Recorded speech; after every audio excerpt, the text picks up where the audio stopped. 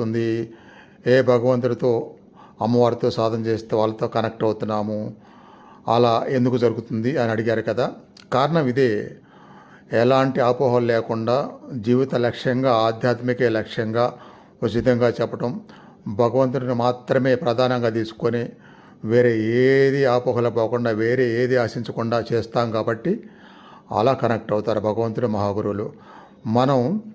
మన కింద ఎవరైనా ఉద్యోగస్తులు పెట్టుకుంటే మనం చెప్పిన పని బాగా చేస్తుంటే వాళ్ళని ప్రమోట్ చేస్తాము, బాగా మెచ్చుకుంటాము. అలా కాకుండా వంకలు చెప్తూ పని మానేస్తూ ఎగ్గొడుతూ ఉంటే మనం ఇష్టపడం కదా. భగవంతుడు కూడా అంతే. ఆయన ఉద్దేశం ప్రకారం ఎవరు సరైన నిష్కల్మషమైన ఆధ్యాత్మిక సాధనలు చేస్తారో వాళ్ళకి దగ్గర అవుతారు. దగ్గరయ్యి వాళ్ళ ద్వారా చేస్తున్న వారికి కూడా, ఎవరైతే వాళ్ళ ద్వారా చేస్తారో శిష్యులు, వాళ్ళకు కూడా దగ్గర అవుతారు. అందువలన